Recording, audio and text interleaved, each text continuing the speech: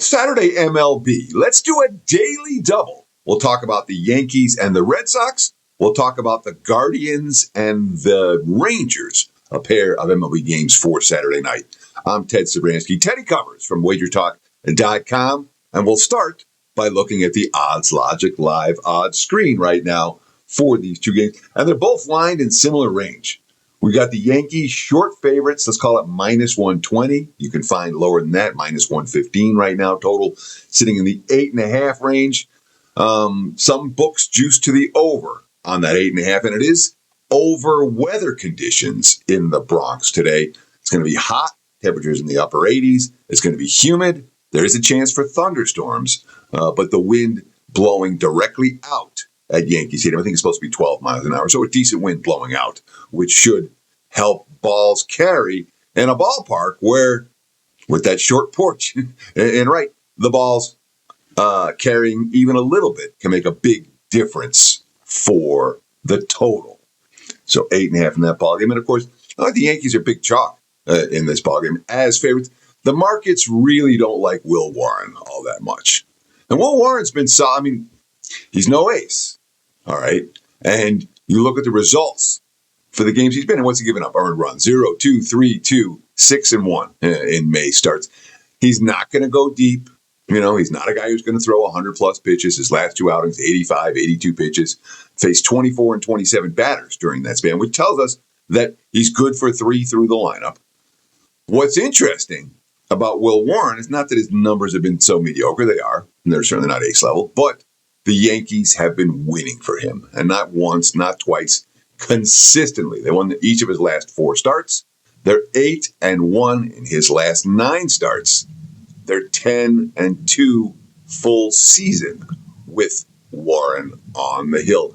And that may be something of an anomaly, all right? When you're talking about a hurler who's no ace, a hurler who hasn't pitched particularly well against Boston in his career. Current Red Sox have hit .323 against him with an OPS of 1.099.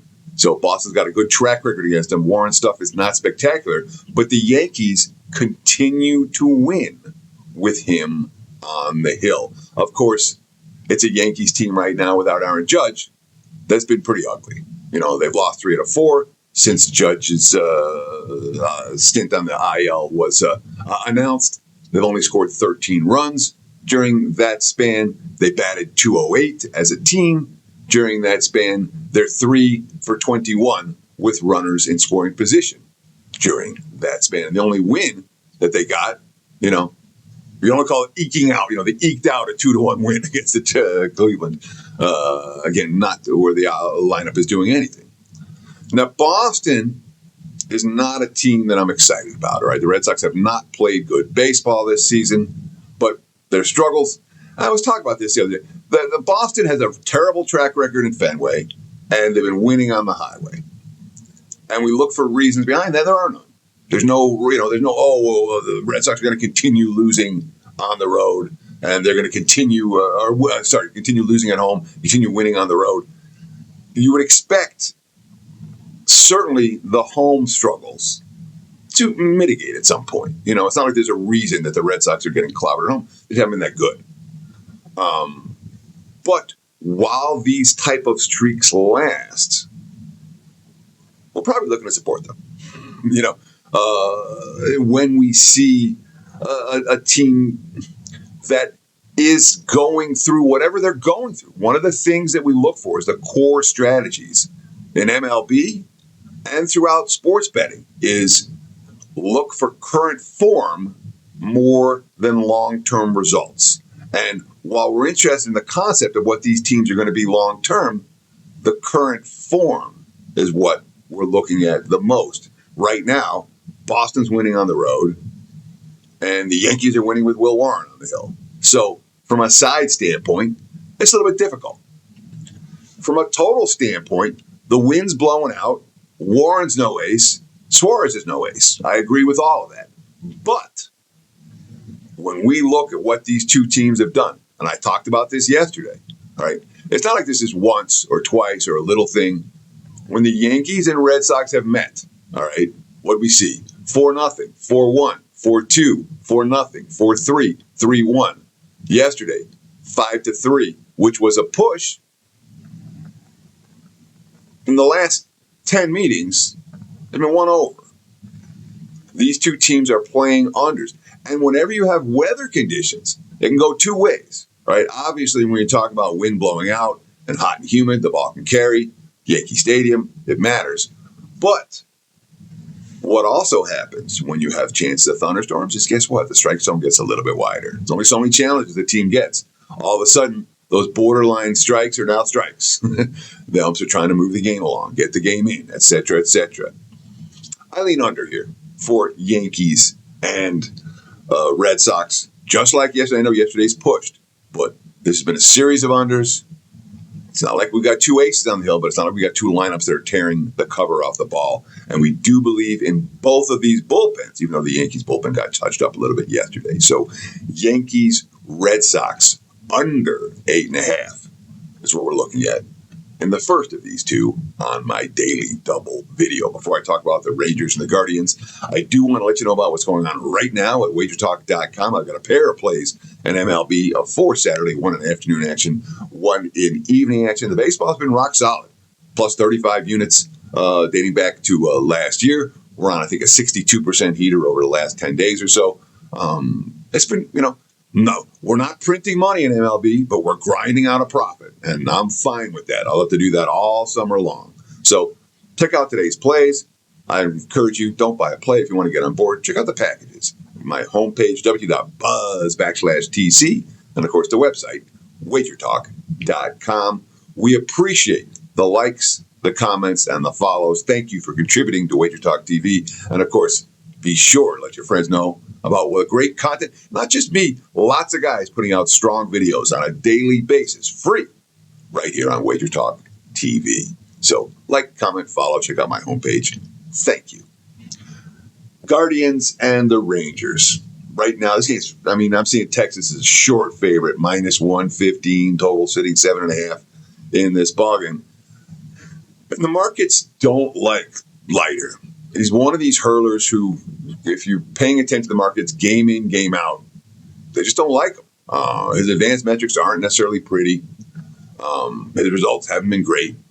But the Guardians team that he's facing today is, in my opinion, a team I'm much more looking to bet against than bet on. Cleveland has overachieved in early season play. And it's not like they've overachieved in this crazy dramatic fashion, but this is a 500 level team that's currently well above 500. They're not in good current form. They've lost 4 of the last 6, and the bats aren't really rolling right now. Just 3 runs scored in their last 2 losses. Cleveland's not a team whose lineup scares anyone. They're a team that grinds out tight wins. Texas is kind of in the same boat, But the Rangers, unlike the Guardians, are all of a sudden showing signs of life. Right? Texas has now they've won 6 of the last 7 ball games, squeezed out a win yesterday, rallying from behind in that contest, and they just got a couple of key bats back in the lineup, most notably Corey Seager, Wyatt Langford. That duo matters for the Rangers, and yet we're not seeing it reflected in this number with Texas such a short favorite in this contest. Again, the markets are not enamored with the Rangers, certainly not with their lineup. And Tanner Beebe, who's starting for the Guardians today, he's another guy. His numbers are okay. It's not like his numbers are disastrous, and his advanced metric numbers are better than his actual ERA. Look at his FIP and all that stuff. They say, oh, he's bet on. And again, he's throwing plenty of quality starts. He's got 4 quality starts his last 5 trips to the hill. But the Guardians aren't winning for him. The bullpen behind him has had all kinds of problems. They're not scoring runs with Beebe on the hill. And boy, he's been throwing a lot of pitches, which is a little bit of a problem. He had a 104 pitch effort 2 starts ago, and he hasn't been kind of the same. 3 starts ago. His last 2 starts, a little bit dicier. And certainly when you talk about home runs, a lot, he's given up 6 dingers in his last 2 starts combined, while striking out only 8 batters. So Cleveland's been losing for Beebe. They've lost his last 2. They went 1-5 in his 6 May starts. They went 0-5 in his 5 April starts. So we're talking about a team that is now 1-10 with BB on the hill in their last 11. And you say, well, advanced metrics say they're supposed great. When BB turns it around and they start to win for him, we'll change our approach. But right now, with the Rangers playing good ball, with the Rangers getting key bats back in the lineup, and with the Rangers facing a hurler who has lost, whose team has lost 10 of his last 11 starts, this price range, count me in with Texas. Rangers, minus 120. If you shop around, you can find better than that. Again, looking at the Odds Logic live odds screen and get a free trial. Go to oddslogic.com/Teddy. Get a free 7-day trial of our live odds product. It's cool. Check it out. Play around with it. And it's free. Again, oddslogic.com/Teddy. Thanks for watching WagerTalk TV. Best of luck with all your bets on Saturday and beyond. And stay tuned right here on this channel for more quality video content. Cheers.